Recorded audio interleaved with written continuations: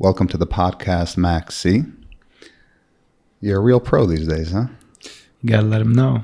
From the Viggy 50 to Humble Brag, you're doing podcasts every day. You already know what it is. Huh? I flew all the way from America to do this. Welcome to Israel. Welcome to my side of town. Thank you. There's a place for every Jew in Israel. I wanted to ask you, Taka, so how many years has it been since you've been in Israel?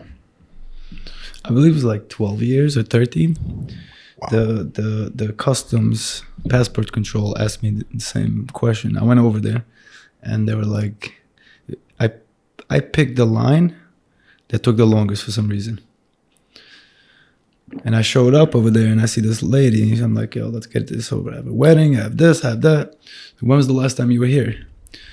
And I don't remember exactly the time. So I told her 12, 13 years ago. And maybe it's a test question because she knows, doesn't she? It depends. This was when you got into Israel or when you were leaving New York? When I got in here. And it was the guys behind a computer who scan the border patrol. Patrol. So they'll know. Do you get nervous when you talk to these types? Israel also has those guys who ask you questions pre-flight. Yeah. I think it's an Israeli thing. So when I got nervous back in the day, they asked me a lot of questions. Today I worked at the airport in JFK with certainty. They called me, they looked at my passport, looked at me and put me in the side. The border patrol, everywhere, the same thing. I have sometimes they ask like, they try to ask Jewish questions. Yeah, I live where I live and I come from where I come. And sometimes they'll ask like, did you go to like, what school did you go to? I'm like, Papa Chai did, how you doing? And they'll ask something about like the holidays or something. Pesach or the Sukkot, right. You know what I mean? And then they see that you're the real deal. It's not that's funny. Wow, so 12 years. 12 years. I believe 2011 was the last time I was here. And I also want to point out that all the previous times I was in Israel, I probably spent between 3.5 to 5 years here. It was never my decision to come here. I was always sent here. So this is the first time that I actually bought a ticket for myself to come explore Israel for the first time. Wow. L'chaim to that. L'chaim.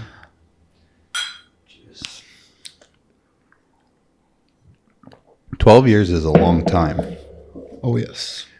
Israel's a very different place. So first of all, how's it feel to just be back after so many years? Does it look a little different? Does it feel a bit different? You were also younger when you were here. Correct. Well, due to the jet lag or the lack of sleep, I can't really tell you. If it looks different, feels different, I'm definitely in a different time in my life. And today we were exploring all day and I was just moving it, just like when I was in India. I was just moving it, getting things done, getting things into the schedule, taking it all in. I couldn't put my phone down from filming stuff and I couldn't stop telling myself, put the phone down and just take it all in. Just take it in. A lot of people process their travels after they get back. You feel like when we went to Thailand, India, you were in these places. Do you feel like you really fully process it when you get back? Or is there a time while you're there that you're able to put the phone down, take it in? So it works like this. For me, I will process things usually when it quiets down.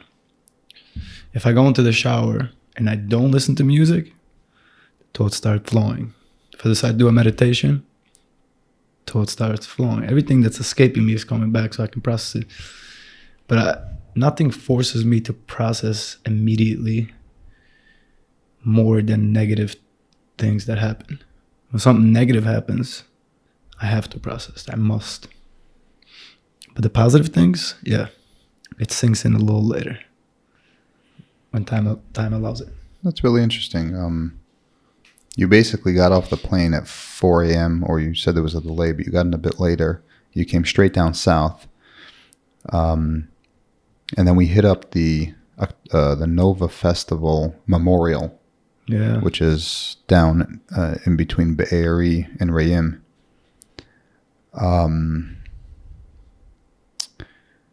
Coming from America, there's so many different things that you're processing. First of all, your jet lag, you just got in, right? So it's all happening very fast, as we just discussed. But there's the whole aspect that October 7th happened. You're coming from America. You're Jewish, so you process the whole event from a Jewish perspective, a New York perspective. What did it feel like, if you take a second and just deep breath, what did it feel like seeing the memorial? And maybe I'll put up a video on the screen so people can see what we were looking at.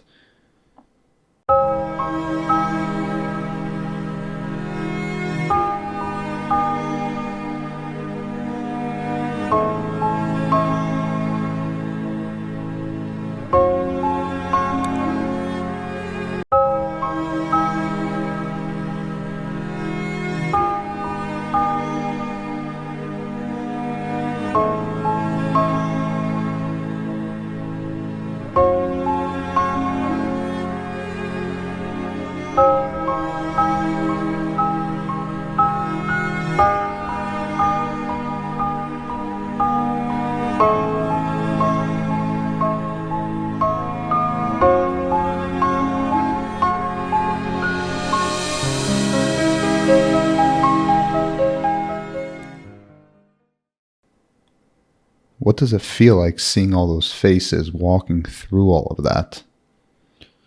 It was definitely very sad, strange. At times, thoughts would enter my mind, telling me to connect.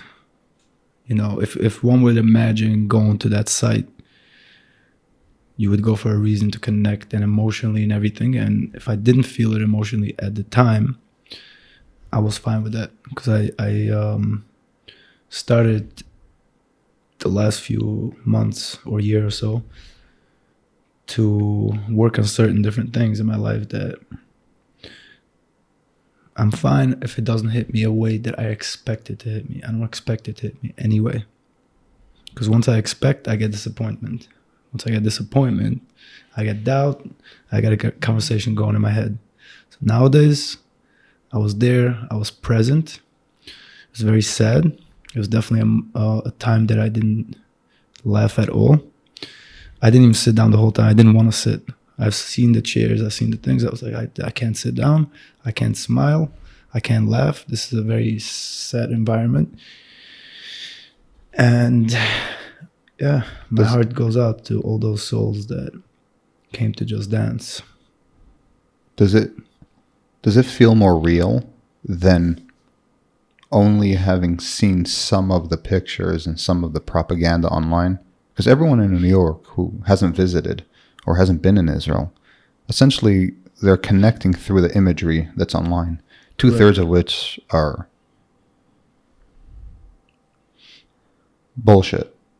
Because a lot of it's propaganda and sides and stories and narratives. Here, you're at a memorial site. You're looking at pictures of people who were slaughtered.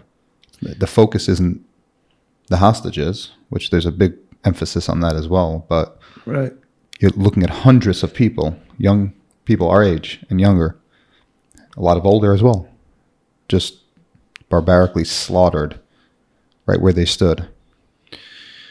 I will tell you what, it's been 8 months and a couple days, maybe 8 months and 2 weeks since October 7th. It was very hard for me, just like everybody else, the first month, for sure. Sleep, eat, everything. I couldn't get enough information from Twitter and everywhere else. I couldn't tune out. I couldn't be myself. I was in, and so were a lot of my friends. I was in a different zone. However, over this period of 8 months, I did process a lot of it, because it was a reality. It's something that happened to my people, and I had to process it. So now going today, I'm going with a processed mind, so it's a little different. Speaking about it happening to your people, I believe Aliyah applications are up. October 7th sparked anti-Semitism globally. It's higher than it's ever been in our lifetime, at least. So a lot of people woke up and they're returning home. You would think that maybe people got scared off because it happened in Israel, but no. People understand that Israel, ironically enough, is the safest place for the Jew because it's the only place that is dedicated to trying to protect the Jew. Also, we have a very defined enemy, a very well-defined enemy here. Whereas in Chutz La'aretz, outside of Israel, you don't know who your enemy is, right? It could be your cleaning lady, your neighbor. Here, it's very simple. Right. Everyone knows who it is. We had Mati here, I had my brother here, and I know that a ton of people are feeling, first of all, the Jewish identity, even people who didn't identify, forget about religious, they didn't identify as Jewish. After post-October 7th, everyone understands their identity because whether they want to hide it or not, their neighbors will let them know that they know. Is there any thoughts, any pull whatsoever, any thought in your mind whatsoever that maybe Israel is your home in the future, or you're not in that space whatsoever? Well, putting me on the spot over here. That's the best way. Yes, sir. Doing and feeling are two different things. Correct. When I spoke to Matti, he's really feeling it. Whether he'll end up pulling it off, who knows? Sometimes the most random people, like my mother, ended up remarrying and moving to Israel. It's the last person I would ever imagine would move to Israel. So, like, the identity of the person is irrelevant. That's why the question is now very relevant to every person individually. It doesn't matter where they are. It's like, do you ever imagine you'll live in Israel? Because so many of us who live here didn't. I did, but many, many who live here didn't ever imagine they would. Right. So I do have a, how should I say it nicely? I don't have an easy time seeing myself live here. However, it's related to my, a little bit to my identity, to my story, because I was sent here when I was 14, and mentally they took away my passport. I really believed that I don't have my passport and I can't go back, and they basically played with me, my soul. And who, Israel, the government? The government's a whole different story. Let's not get into that. It's being recorded. I'm trying to understand if you're talking about something that actually took place here with the government. No, actually it's something that took place in my personal life. I was doing good at a certain place and I was dumped in Israel and I was not allowed to go back home. Not government. Oh, that's what you mean. I was being controlled, mind controlled and manipulated. So Israel wasn't the nice, the good place. Correct. You were thrown into it like a prison. And all I wanted to do was go back home. And that took about 5 years. My way out of here was actually a very sad way. I took an opportunity to go out. It was the wrong move for my life, but it was the only way out. But that's why Israel has that trauma impact on me. Mm-hmm. That I didn't come here and find and fell in love. I came here. Because you'll always have that associated with it. Correct. I feel much better about it nowadays, and it's not the same, but it's still something that happened in my life. I can still work on it. I'm very open and flexible about it, but I'm just sharing what it actually is for me. That's what's interesting about it, because everyone has a story, and somewhat of a relationship with Israel.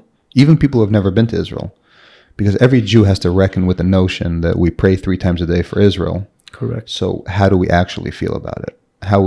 Is there cognitive dissonance, or do we understand our own emotions about it? Are we supposed to be there? Are we not? Are we ever going to be there? Is it related to Mashiach? Is it related to the redemption? Or is it something we have to practically do beforehand? Everyone has to kind of reckon with that on a certain level. And that's why it's very interesting to me.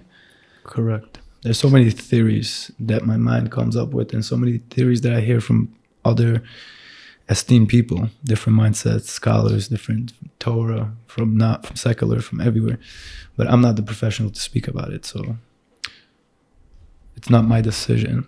Interesting. So in that respect, there could be a lot more years ahead of working through everything that you went through with regards to that trauma. Essentially, you were essentially thrown in prison. Correct. I know people who grew up here, but they grew up in ultra Orthodox places, and they moved to America. They also have negative feeling toward Israel. many Israelis who go to America don't feel Israel the way that somebody who makes Aliyah does. Right. So it has a lot to do with the background and where you're coming from. So October 7th changed a lot. A lot of people are coming home. A lot of people are feeling their identity. A lot of people who were never interested or cared about these topics are simply just interested to learn more now. And you see, we went to the memorial site full of people. People just want to know what's going on. Correct. Right? What's going on in the world? What does God want from us? Like, why is this happening? Why did it happen? What's going to happen next? It doesn't get better. Like, if nothing changes, it doesn't get better. It gets worse. Granted, also, you're only here for a day, right? So asking you this in a week from now would probably have slightly different responses. 100%, you know? 100%. You're not even here for a day. Exactly. This is your first day. What about working? So you have a pretty serious job back in the States. How do you work? How do you take off a few days but still hold that down? So basically, part of my job, what it entails is the word litigating? No. The word escaped me now. Delegating, exactly. It's delegating. Now, when you have doubt in your life, it's not a good idea. But when you have certainty and you ride on the certainty train, doesn't matter what you do, because you will figure it out and you will handle it. You will take care of it. So I came with certainty. I knew I'm coming to Manny's wedding. I'm going to be here. And most of the things I do lately, the recent half a year, is with certainty and clarity. And everything is so much better. It's stress-free. You believe in yourself, and you can do it. It's not like you can't. What about practically? You come with your laptop and work on it. You Correct. Or you just disconnect completely. I have my laptop. I have my phone. I'm available 24/7. I don't check 24/7 at times. So sometimes I don't have service or whatever happens, but I am available 24/7. And anything that comes my way, doesn't matter, small task to big task, we get it done. Very fascinating. I travel a lot with my wife, and same thing. I take my laptop with me. It doesn't matter where I am. I'm available during Eastern hours because that's where my clients are, my businesses. So I'm kind of used to it. Right now it's 10 p.m. This is when I'm usually sitting in my office during Eastern hours. So a lot of people who move from America, they have a business in the States, or if they have clients in the States, or if they have a job in the States and they could do it remotely, this is what they do. I have the entire day for myself. We went out, we did a bunch of stuff.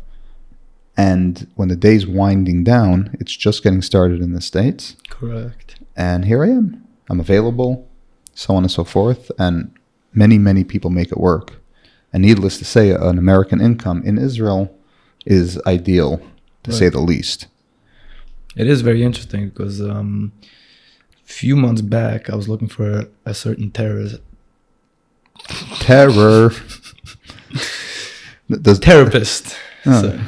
Where do you think that does it have anything to do with the explosions we heard? That's probably the explosions. I'll play that video as well. I'm in the middle of recording. All of a sudden, there's an explosion while we're at the memorial. Like hundreds just slaughtered. Every single one of them have a story. Yeah, and we're dinking around with politics. Woo! That was close. You heard that?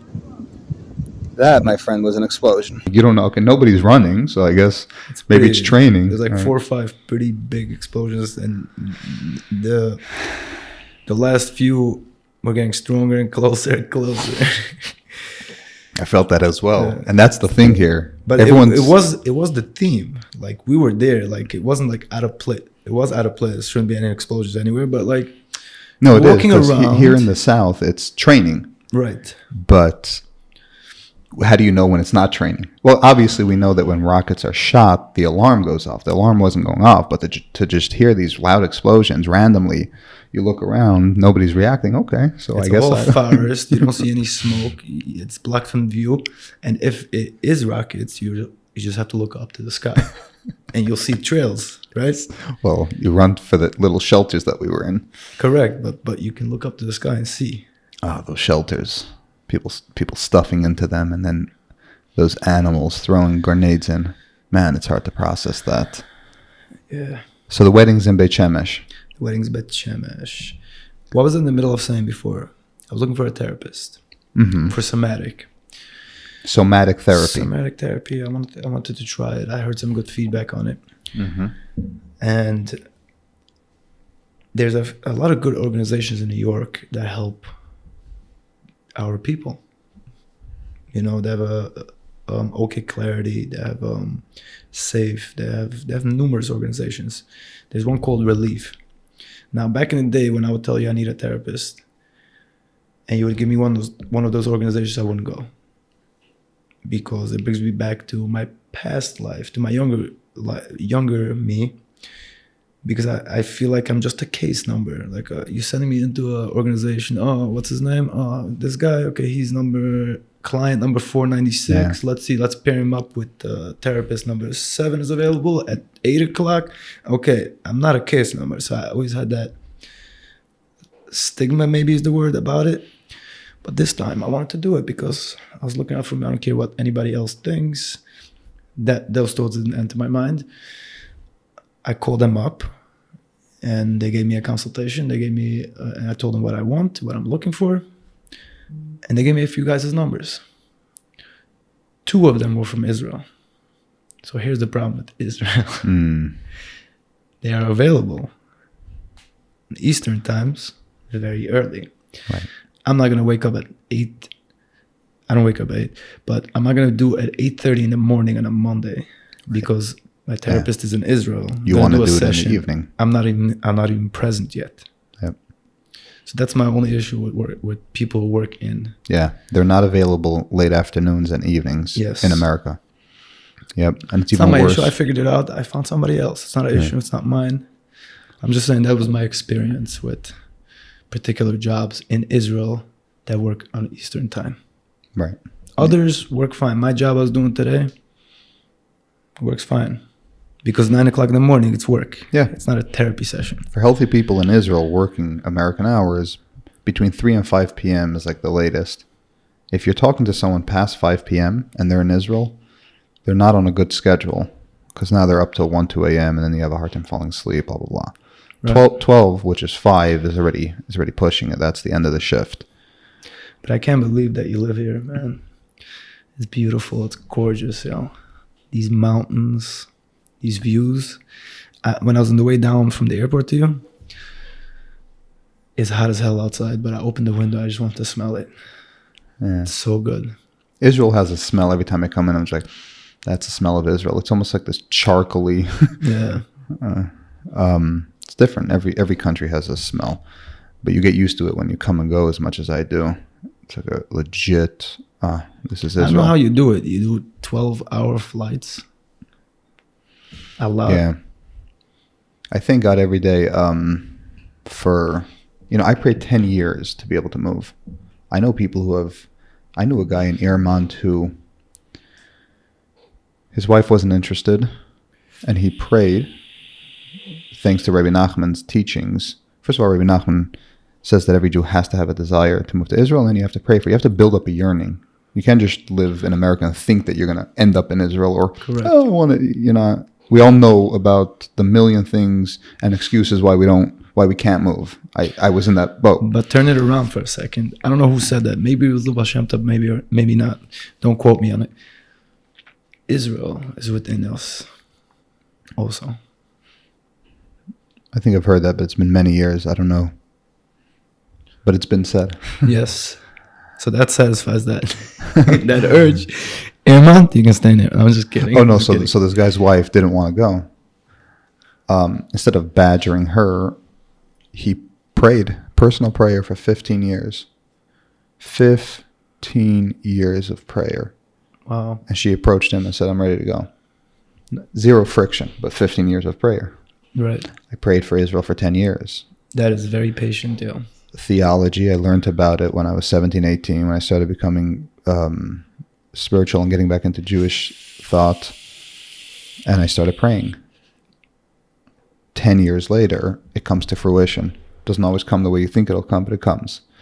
For those who want to move, it's you have to pray because it's above nature. It's a type of merit. You need miracles of sorts. It's above nature to actually be able to pull it off.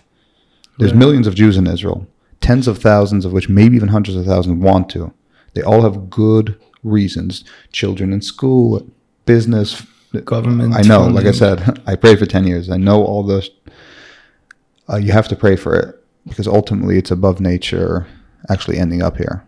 So thank God. Now in retrospect, I'm like, yeah, I'm here. I've been here for 2-3 years, but it didn't manifest itself that fast or that easily whatsoever. So here's the question. What type of prayer? What form? Primarily two. One is to pray to God to want Israel, because there are a lot of people you might not want Israel right now because of your own stories. So Rabbi Nachman, basically, I hope you can't hear this squeaking, because man, I'm picking up everything every time I move my chair, it's squeaking. I don't hear it at all. yo. I hope the mic's not picking it up. Well, if you hear it in the earphones, then it must pick it up. Okay, we have 1 minute left before we have to reset the camera. So, two types of prayer for Israel, if you want Israel. And this same Nakuda applies to all types of prayer. Right. Pray for the desire. God, we pray every day in our books for Jerusalem. So we're supposed to want it, but I don't want it. I'm nice and comfortable in America, in exile, like the Jews were in Egypt. Right. Got my nice, 3-second car and huge house, property, blah, blah, blah, materialism. So help me want something that's less materialistic. Help me want Israel. So you're praying for the desire. And then once you have the desire and yearning, then you could actually pray for it. Shalom, help me move to Israel. And it's above nature. I know I can't figure out the jobs, the business, the schools, the language, all that stuff. And then, so it starts out there, your first year of prayer, and then it slowly opens up, and then the obstacles start to move away. And the obstacles we know are facades. It just starts falling one by one. You start making real plans, and then it becomes a reality. So that's the story with moving to Israel. So thank you for visiting Israel, at least. Of course. And I hope you have a wonderful trip. And L'chaim, let's do this again. Is there anything else you want to add? You have 19 seconds on your camera. Whatever you want. I'm comfortable. I can keep going if you want. I don't care. Okay, we're going to stop this, and maybe we'll record another one. Peace. Peace. Leave a like and subscribe.